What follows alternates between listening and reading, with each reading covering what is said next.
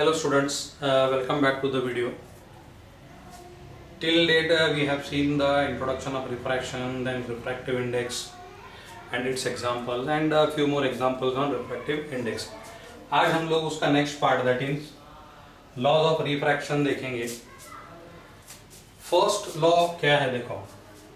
First law tells us that the incident ray, the refracted ray and the normal all lie in the same plane. ठीक है. अभी यहाँ पे देखो ये हॉरिजॉन्टल लाइन है, इसको हम इंटरफेस बोलेंगे. वर्टिकल लाइन है, ये नॉर्मल लाइन है. यहाँ पे एंगल ऑफ इंसिडेंस है.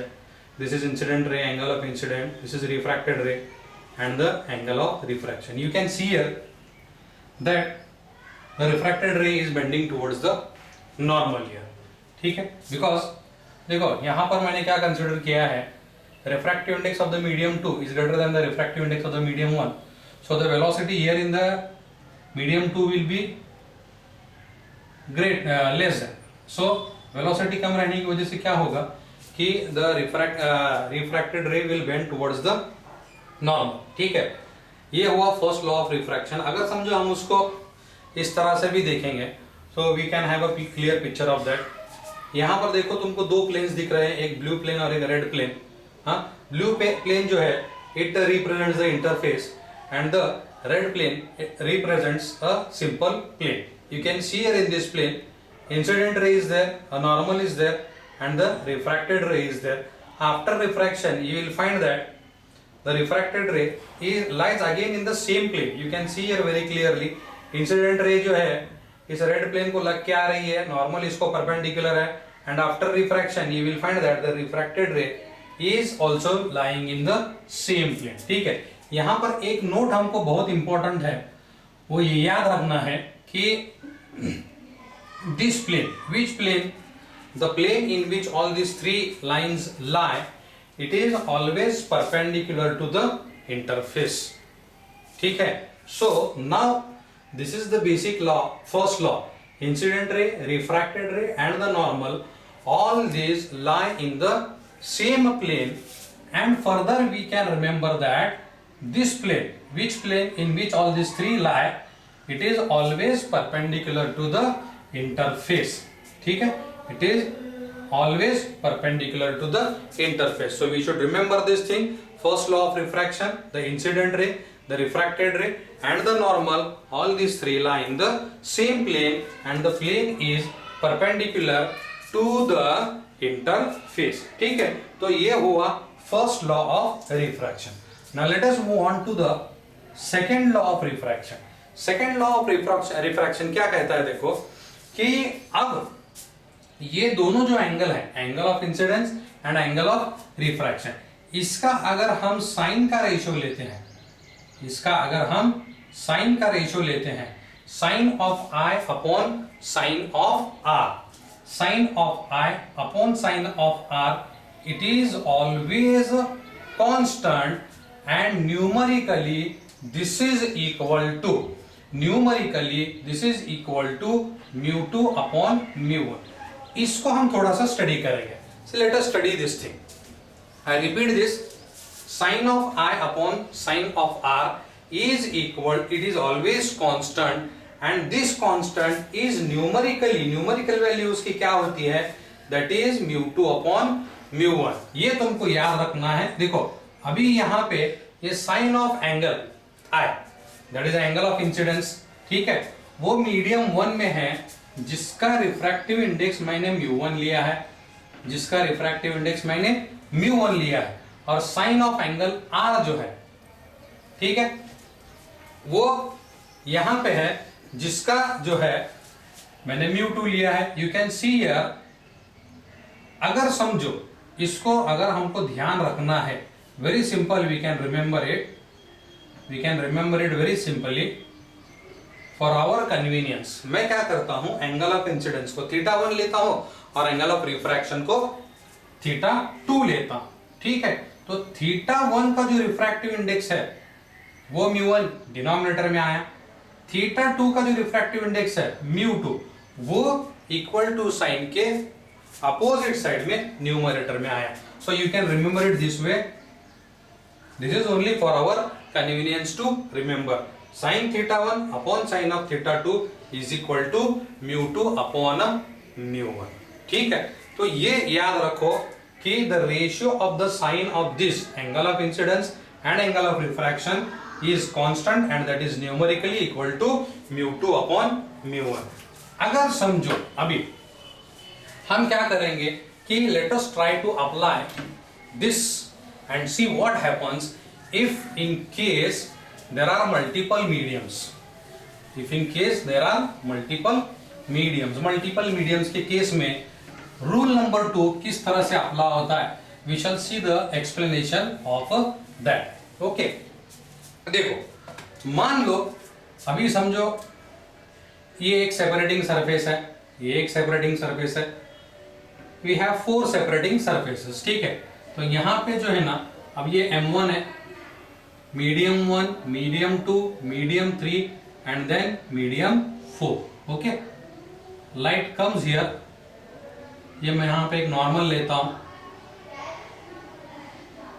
Okay, it bends, comes to the interface 2, again it bends, comes to interface 3, again from it bends and comes to the next interface। ठीक है, तो अभी ये थीटा 1 हो गया, ये थीटा 2 हो गया, this will again be equal to theta 2 because both the normals are parallel to each other।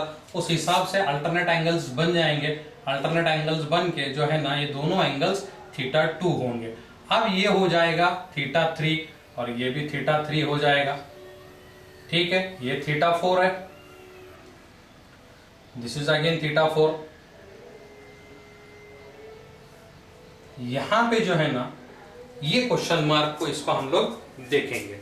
देखो अभी मैं क्या करता हूं, रूल अप्लाई करता हूं। What is the rule here, we have seen, rule हम लोगों ने क्या देखा है, देखो रूल वी हैव सीन, ये रूल है sine of theta 1 upon sine of theta 2, sine of theta 1 upon sine of theta 2 is equal to μ2 upon μ1।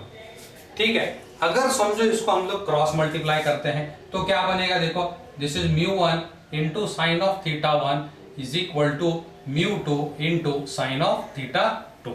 ठीक है, अब ये सेम रूल यहां पे अप्लाई करेंगे, we get this as a sine of theta 2 upon sine of theta 3 is equal to, ये हुआ μ3 upon μ2। फिर से उसको क्रॉस मल्टीप्लाई करेंगे, you get this as μ2 into sine theta 2 is equal to μ3 into sine of theta 3। ठीक है, अगर same rule मैं यहां पे अप्लाई करता हूं then you will get this as μ3 sine of theta 3 is equal to μ4 sine of theta 4।